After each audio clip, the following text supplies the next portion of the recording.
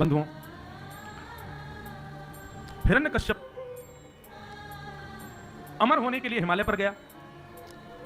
ब्रह्मा जी ने इसको वरदान दिया कि भैया देखो, अमर तो मैं भी नहीं हूं तो तुमको कैसे बनाऊं। तो हिरण्यकश्यप ने बहुत सारे वरदान मांगे, ना ऊपर मरू, ना नीचे मरू, ना अंदर मरू, ना बाहर, आदि आदि बहुत सारे वरदान मांगे। ब्रह्मा जी ने सब पर कह दिया तथास्तु। हिरण्यकश्यप बोला मैंने कहा अमर बना दो, आपने मना कर दिया, और मैंने वही अमरत्व का वरदान इतने सारे रूपों में मांगा तो आपने तथास्तु कह दिया। क्यों? ब्रह्मा जी बोले चाहे तू कितने वरदान मांग ले फिर भी मर जाएगा, ठाकुर जी तुझको मारेंगे। जन्म लिया है तो मृत्यु संग जन्म लेती है हमारी, चाहे हम कितना प्रयास कर लें मृत्यु से बच नहीं पाएंगे। हिरण्यकश्यप जब तपस्या के लिए गए तब इनकी पत्नी सगर्भा थी। हिरण्यकश्यप के जाति नारद जी ने आकर के इनकी पत्नी को कथाएं सुनाई, और गर्भ में बालक ने कथा सुनी। उसका प्रभाव यह हुआ कि जन्म लेते ही राक्षस कुल में उस बालक का स्वभाव भक्ति में हुआ और नाम पड़ा प्रहलाद।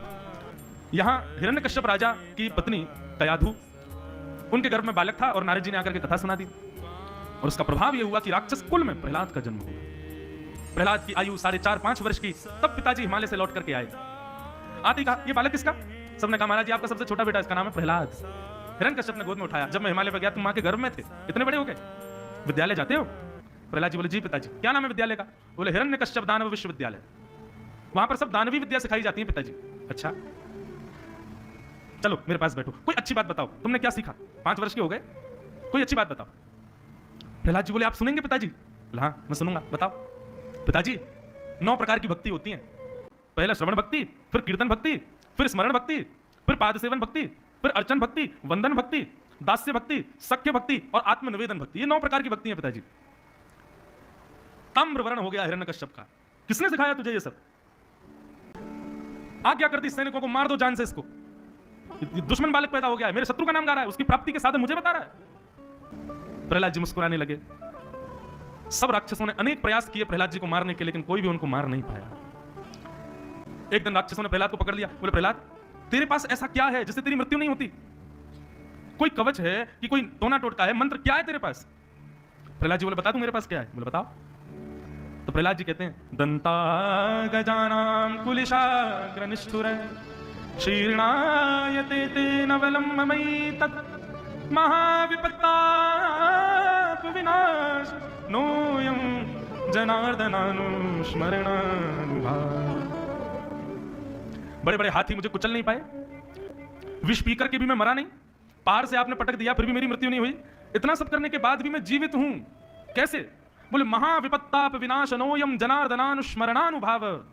बड़ी बड़ी विपत्तियों का विनाश करने वाले जनार्दन भगवान का नाम मेरे पास है जो मेरी रक्षा कर रहा है। सोचो राक्षसों, जिनका नाम मेरी इतनी रक्षा कर सकता है, किसी दिन मेरे ठाकुर जी प्रकट हो गए तो तुम्हारा क्या हाल होगा? प्रहलाद जी के पास कुछ भी नहीं है, आज तक कभी ठाकुर जी को देखा भी नहीं है, केवल नाम, और नाम का प्रभाव। होलिका जल गई लेकिन प्रहलाद जी बच गए। कितनी विषम परिस्थितियों में भी प्रहलाद जी का कोई बाल बांका नहीं कर पाया, केवल नाम का प्रभाव।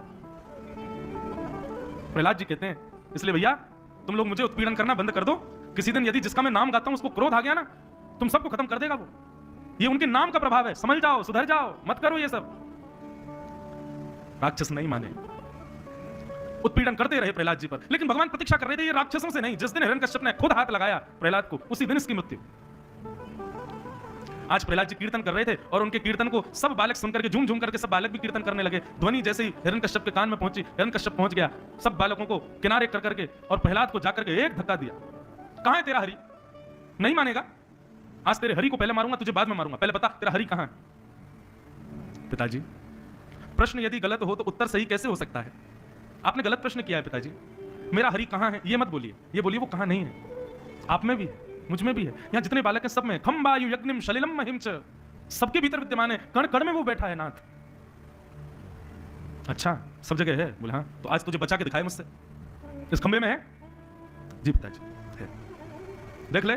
बोले हाँ पिताजी मुझे दिख रहे हैं, इसके भीतर विराजमान। विश्वास प्रहलाद का, ध्रुव की भक्ति में उत्कंठा थी और प्रहलाद की भक्ति में अटल विश्वास, अभूतपूर्व विश्वास। जैसे ही गदा का भेदन किया, कोई खंबे के भीतर भगवान बैठे नहीं थे, लेकिन प्रहलाद का विश्वास था कि भगवान है।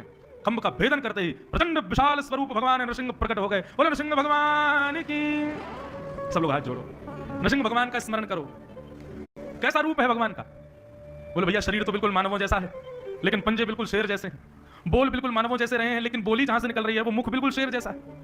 विशाल नेत्र है ठाकुर जी का, ये लंबा चौड़ा शरीर, और महाराज प्रहलाद जी के उस भाव से नृसिंह भगवान प्रकट हो गए, हिरण्यकश्यप के साथ युद्ध किया। शाम का समय हुआ, हिरण्यकश्यप को उठाकर अपनी गोद में पटक लिया और महाराज अपने प्रचंड नाखूनों से हिरण्यकश्यप के पेट को विदीर्ण करके भगवान ने उसका वध कर दिया। बोलो नृसिंह भगवान की।